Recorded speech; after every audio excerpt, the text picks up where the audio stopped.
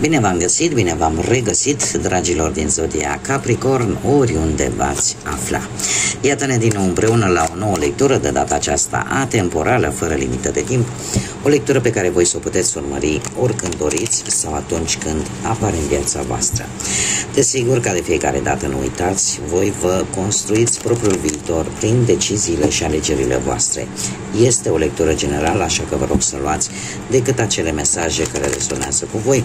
Restul lăsați-le să zboare în univers, pentru că sigur sunt pentru alte energii care într-o mai mică sau mai mare măsură au o legătură cu Zodia Capricorn.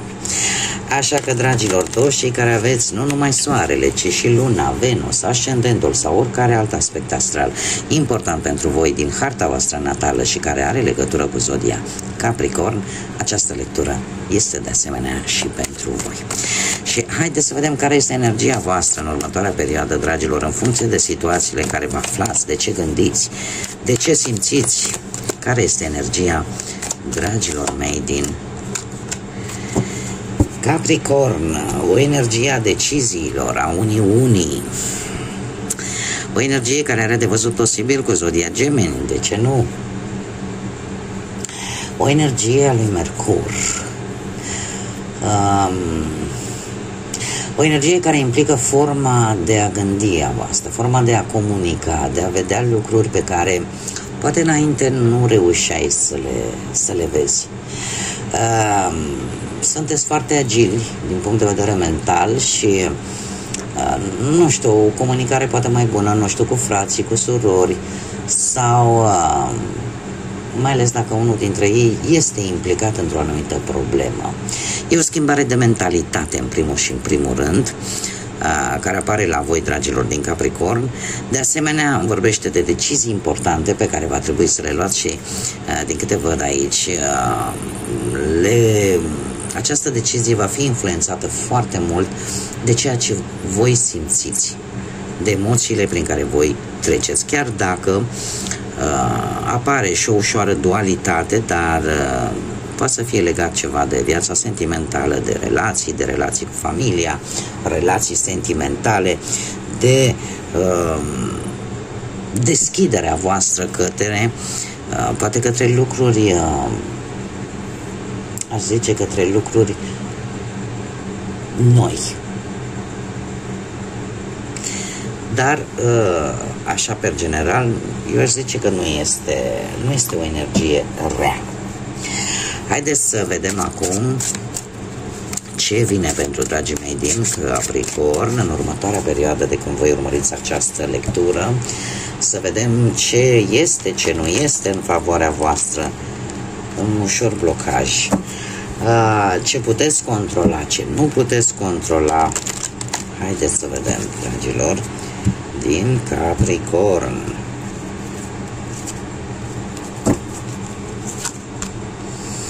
Situația actuală este una în care voi știți că puterea stă la voi, în care voi știți că voi sunteți baza, omul de bază acolo.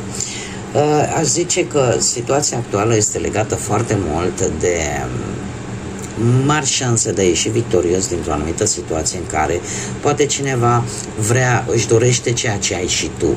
Poate că în ideea de a mulțumi și pe ceilalți, cumva lucrurile se întorc tot împotriva ta. O situație în care tu îți dai seama și îți spui, domne, eu sunt stabil pe ce am eu, pe ce simt eu, pe ce îmi doresc eu și îți vei urmări scopul. Da? Indiferent cât de mult te poate amenința cineva sau o anumită situație, sau să te simți tu amenințat de o anumită situație sau de o anumită energie. Există posibilitatea pentru mulți dintre voi poate de deschidere a propriului negoț, propriei afaceri, în care știi că dacă te vei impune, știi că dacă te vei lupta, vei putea obține rezolva respectiva afacere sau vei putea obține respectivul job. Cum de asemenea știi că există posibilități să crești din punct de vedere material și chiar niște bonusuri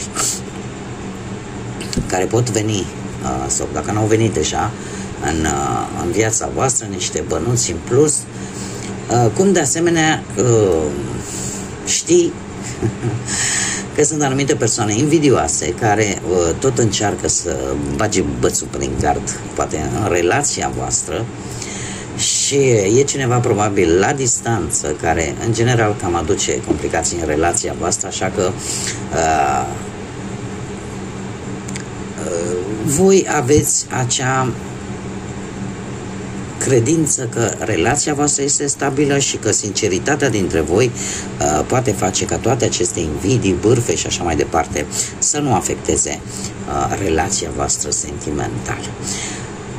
De asemenea, mulți dintre voi știu, cei singuri mai ales, în mod special, cei care nu aveți încă o relație stabilă, sentimentală, știți că și dacă intrați într-o luptă pentru că vă interesează cineva cu alți pretendente, aveți mari șanse să câștigați inima persoanei respective, pentru că voi vă bazați pe ceva în concret. Haideți să vedem. Mergem mai departe.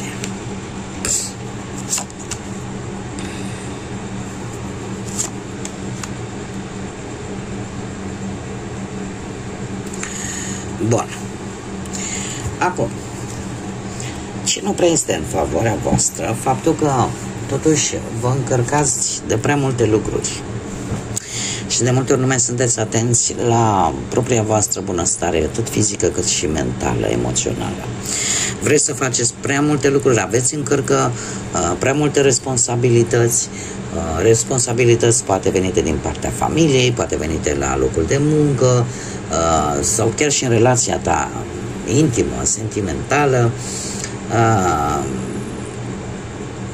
Alții poate vă luptați prea mult ca să salvați o relație, indiferent de ce relație vorbim, profesională,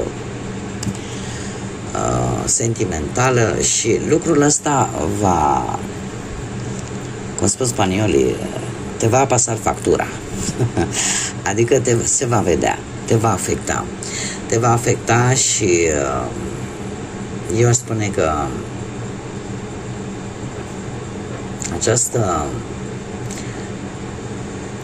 această supraîncărcare la un moment dat își va lăsa o amprentă asupra voastră. Adică la un moment dat veți zice, dom'le, parcă e prea mult. Iar asta va juca un rol defavorabil pentru voi. Așa că ar fi bine să vă dozați foarte bine energia în ceea ce vreți să faceți.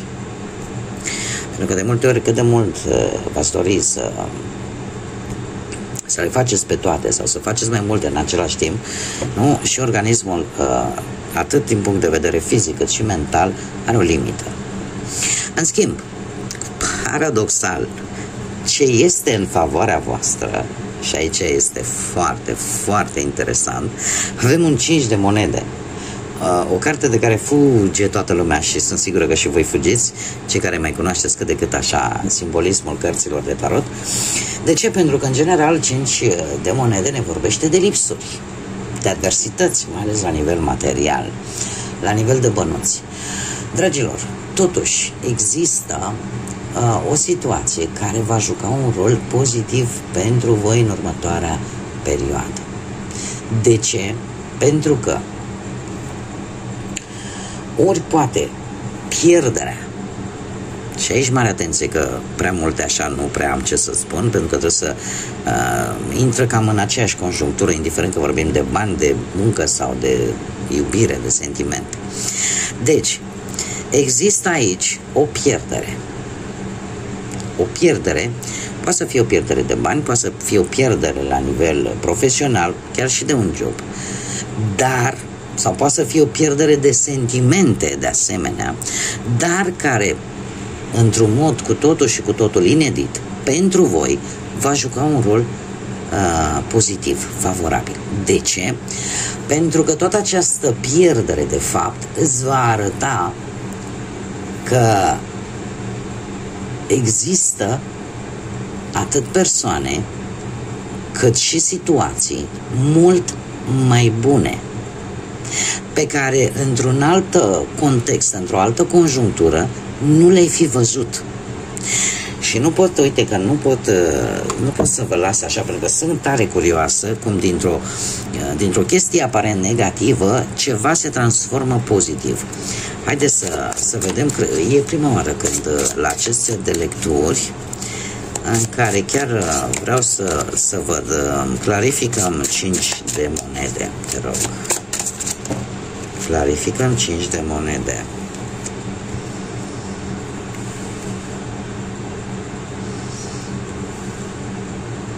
Dragilor,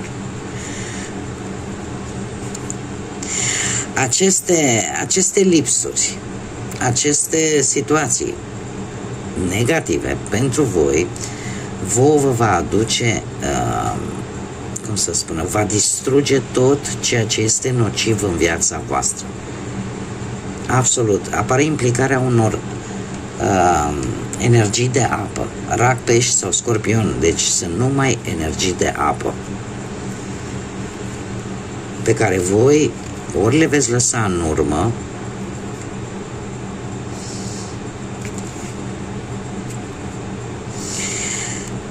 trebuie să vă spun un lucru, dragilor. Toate aceste lipsuri, toate aceste adversități pe voi vă va ajuta să scăpați de foarte multă lume. Am rămas foarte mirată. De ce? Pentru că în afară de aceste zodii care au apărut aproape toată suita regală, a zodiilor de apă, rac, pești, scorpion, am avut și zodii de pământ, taur, fecioară, capricorn, la fel ca și voi. Au fost desigur și niște zodii de aer. Deci foarte multă omenire în clarificarea acestei cărți. Zodii de aer, Gemeni, Balanță, Vărsător, ceea ce mie îmi spune că ceea ce poate fi negativ pentru voi va fi pozitiv, pentru că în felul acesta, practic, voi veți scăpa de foarte multe energii care nu știu cât de bine v-au făcut până acum, dacă nu, chiar de acele energii care poate v-au supraîncărcat atât de mult. Și ca să dau un exemplu, în momentul în care, nu știu, să luăm problema banilor, în momentul în care, să zicem, se întâmplă și pierzi, rămâi fără o anumită sumă de bani, într-un fel și fel de conjuncturi, nu mai dezvoltă acest lucru, e foarte ușor atunci, în momentul în care vine Popescu, Ionescu și mai nu știu cine, domne, dă și mie, ajută-mă și pe mine, dă și mie, că știu că tu ai, sau ceva de genul ăsta. Nu mai am, ia uite ce mi s-a întâmplat. Da, e ca și cum ai avea scuza perfectă de a lua din spinarea voastră aceste responsabilități pe care le aveți, de a avea grijă și de alții. Am dat un exemplu, poate să nu fie așa, da? Nu neapărat așa, pur și simplu un exemplu care mi-a venit în minte. Sau, domne, ai rămas fără servici, un serviciu care oricum, job care oricum pe tine nu te nemulțumea, pentru că oricum nu erai bine plătit, poate nu primeai, erai înșelat la ore, dacă lucrezi pe ore, sau munceai foarte mult și nu erai recompensat pentru munca pe care tu o prestai. Și uite-te de afară și ce să vezi, dintr-o dată îți apare ofertă mult mai bună, cu un salariu mult mai bun, sau cel puțin un salariu decent, un salariu bun pentru munca pe care tu o faci. De asta vă zic că ceva negativ va juca de fapt un rol pozitiv pentru voi, fără prea multe alte cuvinte. Haideți să vedem unicornii magici, cu ce mesaj vine pentru voi, dragilor din Capricorn, în următoarea perioadă.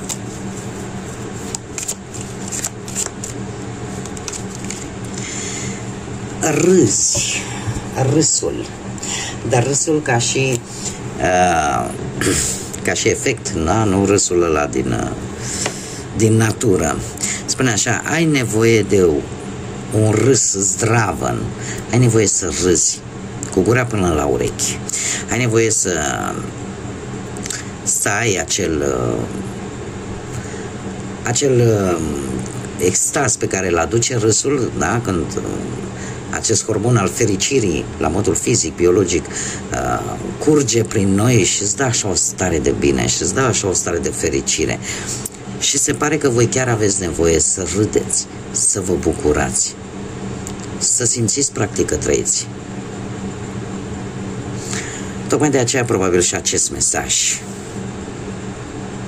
Râzi, poate că nu înseamnă că te apuci, că una e când râzi forțat și alta e când râzi din tot sufletul, pentru că îți vine să râzi. Da, hai să nu mă trezesc cu mesaje de-astea care n-au nicio noimă. Da? Dar ai nevoie, într-adevăr, ai nevoie să te înconjori de persoane care te pot face să zâmbești, de persoane cu care tu te simți bine și unde poți să glumești, unde poți să-ți recâștigi acea stare de bine. Bun, dragilor, cam atât am avut pentru voi astăzi. Eu vă mulțumesc din suflet, ca de obicei, pentru tot sprijinul vostru, pentru toată atenția voastră, pentru like-uri, distribuiri, mesaje. Sunteți minunați, ca de obicei. Cum de asemenea invit pe toți cei care încă nu s-au abonat, încă nu s-au alăturat comunității noastre frumoase a Florilor de Lotus să o facă. Este gratuit. Asta desigur dacă v-a plăcut această lectură, ați rezonat sau poate pur și simplu vă plac lecturile mele și modul în care eu le prezint, vi le prezint vouă. Până data viitoare, când ne vom reîntâlni la o nouă lectură, eu vă doresc tot binele din lume, să aveți parte de multe gânduri bune și de mult zâmbet. De mult zâmbet, pentru că sunt conștientă și sunt sigură că aveți mare nevoie. Așa că până la următoarea lectură, numai bine și să fiți iubiți, dragilor!